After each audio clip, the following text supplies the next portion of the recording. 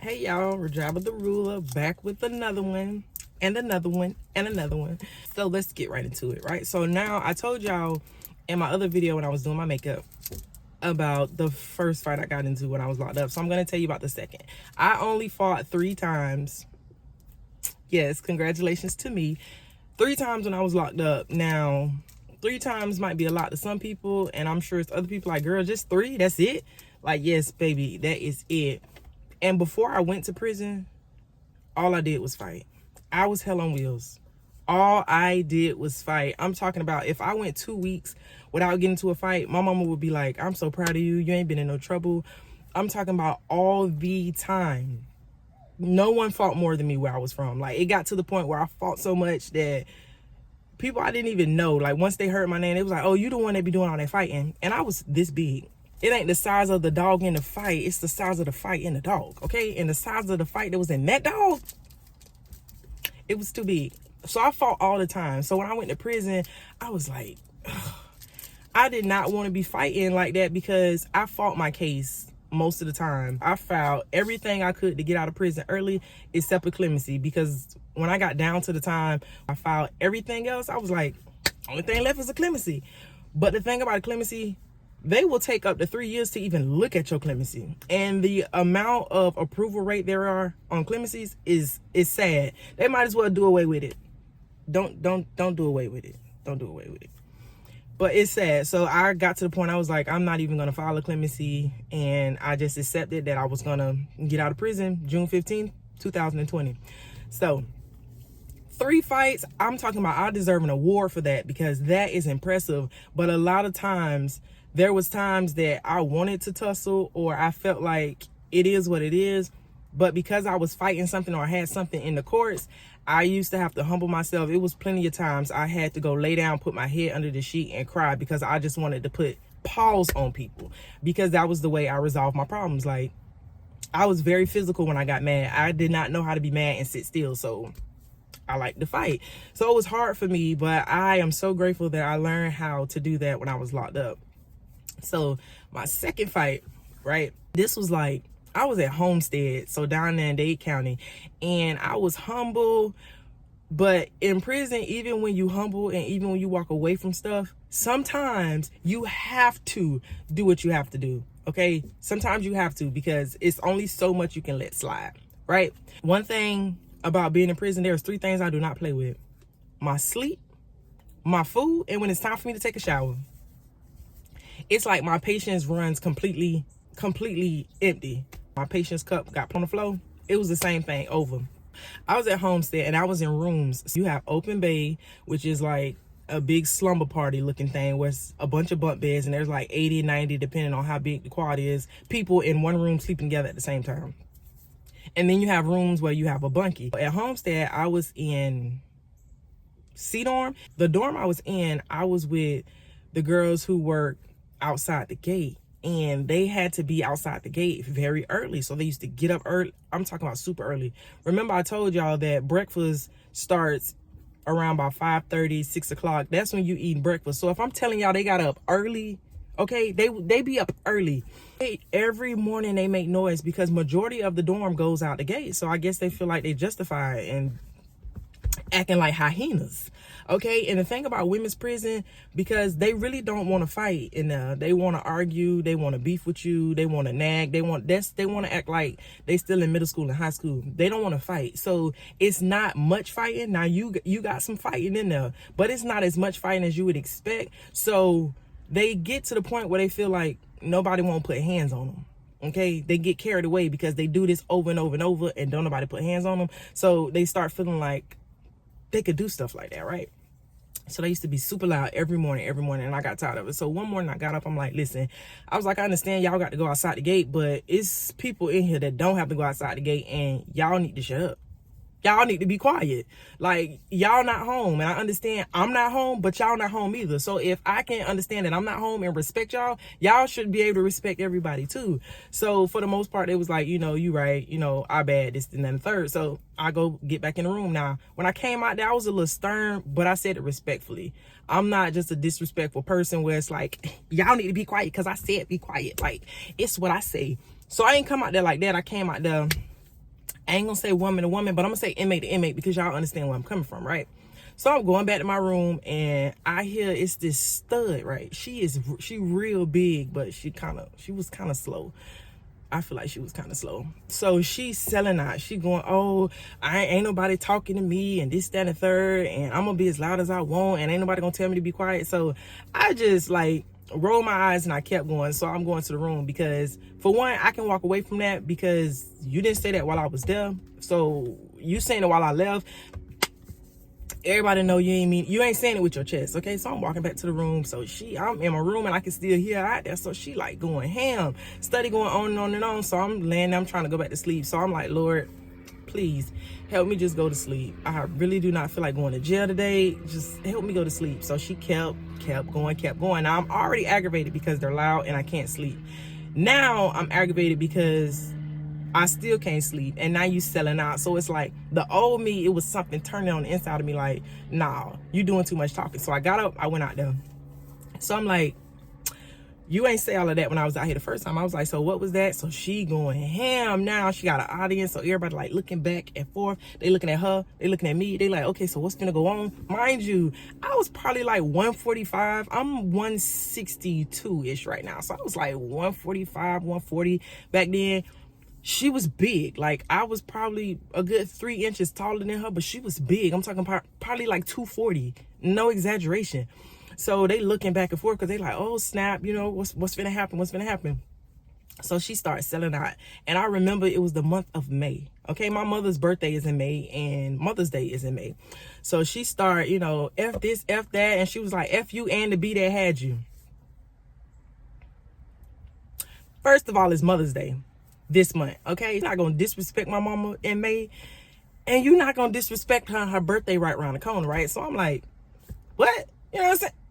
Now, anybody who know anything, I'm not proud of it, but I was raised in the hood, okay? The mama jokes turn into real fights. It's a lot of things a person can walk away from, but the whole F your mama, okay, so I was on the cusp of change and ratchet, okay? I wasn't all the way on the other side. So that reminded me of way back when. So I'm like, all right, meet me in the room. Now, in room side, when somebody tell you to meet them in the room, it's time to fight. Ain't nobody going in the room to hug, to talk it out. You're not doing none of that. If you selling out here and I tell you to meet me in my room, you already know what time it is. So she like, oh, you ain't said nothing. So I go back to the room. I'm walking to the room. So when I get to the room, now my bunkie is asleep. She's on the bottom. I sleep on the top. My bunkie is knocked out. She's so small, a little white girl. I love her to death. Baby knocked out. So I'm in the room. I cause I done made coffee and all because they doing the most. So I put my coffee down. So I'm pulling my hair back, taking off that top shirt. Like, you know what I'm saying? Let's get it. So when she opened the door, she like, you know what? It ain't even got to be like that. Not you trying to have a woman to woman when you was out there grandstanding for all of about 7 minutes. Now you want to come in this room and you want to have a conversation. We should have had the conversation when we was out there. That's a little backwards. You don't grandstand, and then when it's time to get there, you trying to act like, oh no, we can just talk this out. We not doing that. If I tell you to meet me in my room, I'm past that point. Like once my mind is made up, my mind is made up. Okay, so that's why I make my mind up for positive things now, because once it's made up, it's made up. So she opening the door and she like, oh, you know, maybe we can talk about it and this, that, and the third, and we better than that. And as soon as she closed the door, I went in and I hit her. No, ma'am, we didn't come in here to talk. We could have talked out there. We could have had a conversation. We could have did woman to woman out there. You feel me? But no, you did too much. So I hit her. Now she is big, okay? I don't think y'all understand how big she is compared to little old me. I'm swinging them. I'm hitting. The first thing she tries to do, like she's trying to swing back, but she's so like big that she's swinging in slow motion. So I felt like Mayweather, like, you know what I'm saying, going in that thing. So I'm swinging all them things because they moving in slow motion. It's like, girl, I'm gonna block that every time. Like, how you gonna hit somebody and you swinging punches 2 miles per hour? Like, come on now. Now she was big though, so I know I'm like, if I let her catch me, I'm gonna be in here sleep like my bunkie. So I'm like, baby, I can't let you catch me, okay? And one thing about being small, I learned how to fight when I was small, okay? So you can't 10-pound me. Like, you can't little girl me. You ain't no, oh, you lightweight. Nah, I learned how to be heavyweight when I was lightweight. So what we not gonna do is manhandle me. So I thought, cause she was big as hell. So she's swinging in slow motion. So I'm like, get on the inside. I'm bobbing and weaving. So then she proceeds to grab me, right? And I'm like, okay, I done been here before. Like, this is what I'm talking about. I done been here before. So she's trying to like, so I'm still like, you know, on top. She's slinging me. I'm like, okay, this is light. All of a sudden, I felt like I was on a roller coaster. I was like, wee.